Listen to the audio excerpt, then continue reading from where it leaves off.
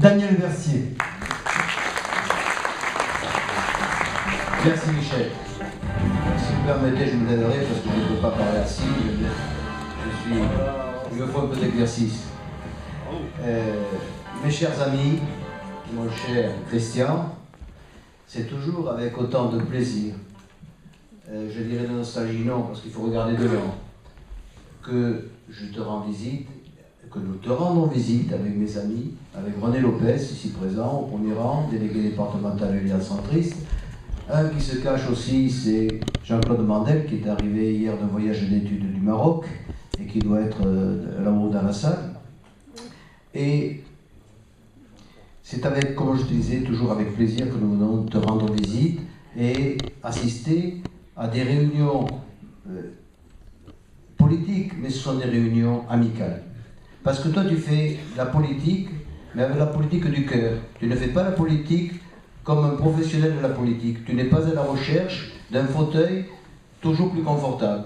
Tu as ton fauteuil de maire, tu as essayé de prendre celui de député, qu'on t'a volé, et je le regrette parce que s'il y a eu réélection, demain tu aurais été réélu député, ça je vais mettre demain à la couper. Hein, il y a eu erreur de casting, concernant les Verts et triche. J'ai été moi témoin dans le 8e canton où ils ont mis des urnes, les premières urnes étaient déjà bourrées dans le 8e canton. Donc, on ne refait pas le passé, hein, il faut en tenir compte pour l'avenir et pour le futur. Donc, concernant ce qu'a dit Jean-Pierre tout à l'heure, l'ignominie qui est apparue dans le Médilivre, je suis tout à fait solidaire de mon ami et de toi, et sache que nous serons toujours auprès de toi, en tant qu'amis, dans l'amitié et la fraternité. Voilà. Et une amitié indéfectible. Mon cher Jean-Pierre, maintenant je m'adresse à toi. On me demande de parler de l'UDI. Mais qu'est-ce que je peux dire de l'UDI qui a tout dit?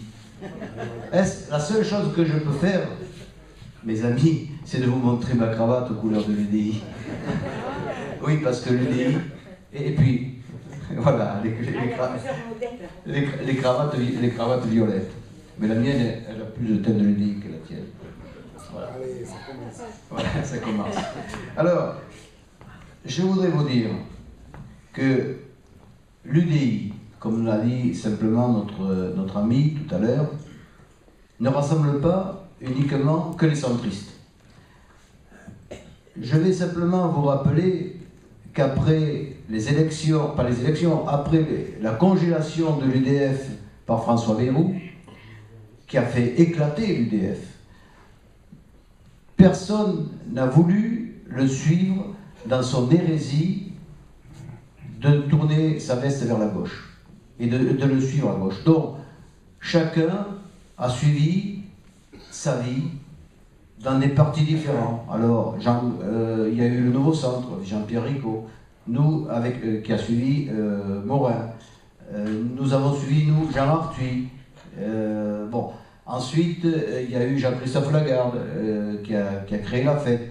Mais tout ça, c'était, j'allais dire, des partis qui représentaient l'UDF en son totalité. Et aujourd'hui, je peux dire que c'est aussi grâce et surtout à Jean Arthuis qui a œuvré depuis toujours à la réunification de ce centre, à la refondation de l'UDF, mais une UDF sans en avoir la nostalgie. Alors aujourd'hui, comme je le disais l'autre jour, lorsque nous avons accueilli Jean-Christophe Lagarde à la Grande Motte, où il y avait plus de 400 ou 450 personnes, tous épars, nous ne représentons rien.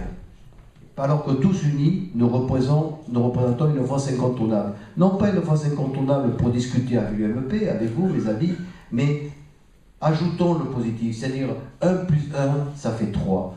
Et aujourd'hui, nous l'avons vu, séparés, nous ne représentons toujours rien. Lorsqu'il y a plusieurs candidats, ou des candidats sauvages, nous avons vu ce que ça donne. Alors moi je vous propose, aujourd'hui, comme l'a dit Jean-Pierre, nous sommes en train de recréer l'UDI. Cette UDI, comme le disait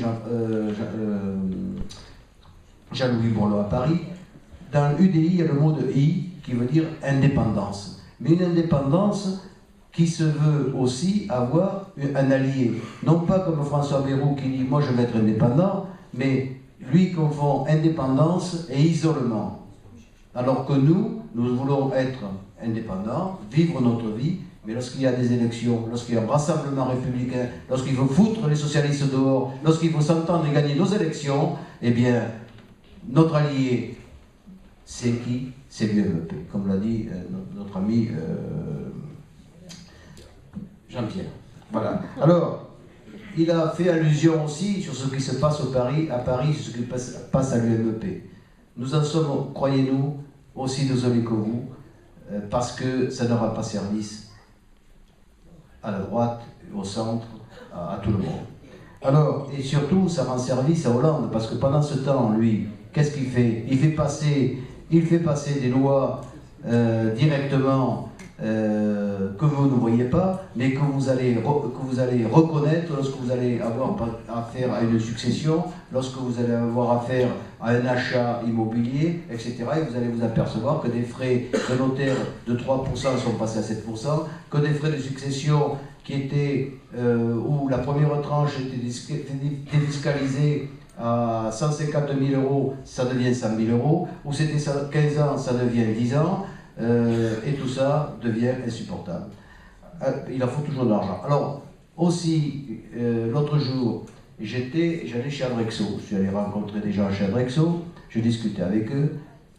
Là-dedans, 90% ont voté socialiste.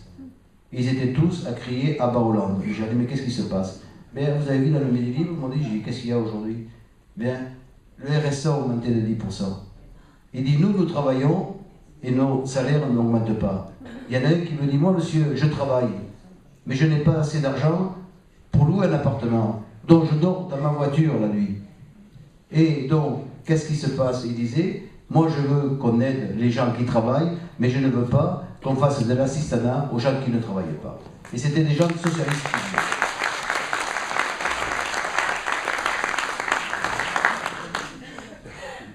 Alors, je vous disais que laissons les Parisiens, les acteurs parisiens, jouer sur le théâtre parisien.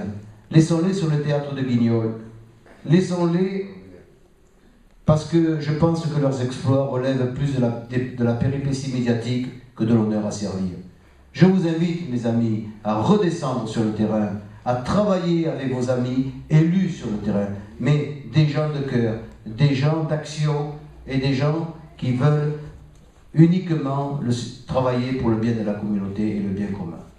Voilà. Alors, moi, je ne suis pas sur la première circonscription, j'y viens parce que je suis invité en tant qu'ami, et je viens soutenir des amis comme Jean-Pierre Ricot pour Pérols. Et il faudra, si vous avez des amis de la famille, que vous mobilisiez tout le monde pour que Jean-Pierre Ricot puisse prendre la ville de Pérols. Il faudra faire exactement la même chose pour la ville de Latte, parce que Latte, il va falloir le reprendre, Villeneuve-les-Maguelones, et puis bien sûr, je ne vous parle pas de notre ami et de votre maire, Christian, qui lui, au premier tour, doit s'envoler vers les cieux. Hein. Et je compte sur vous pour justement le soutenir. Voilà mes amis ce que je voulais vous dire. Rassemblons-nous. Dans les 2 ans qui viennent, nous allons avoir à gérer les élections municipales, les élections cantonales, les élections régionales, les élections sénatoriales et les élections européennes. Vous voyez que nous avons du travail. Alors, mobilisons-nous, unissons nos forces, et puis nous gagnerons, et les socialistes dans le fossé.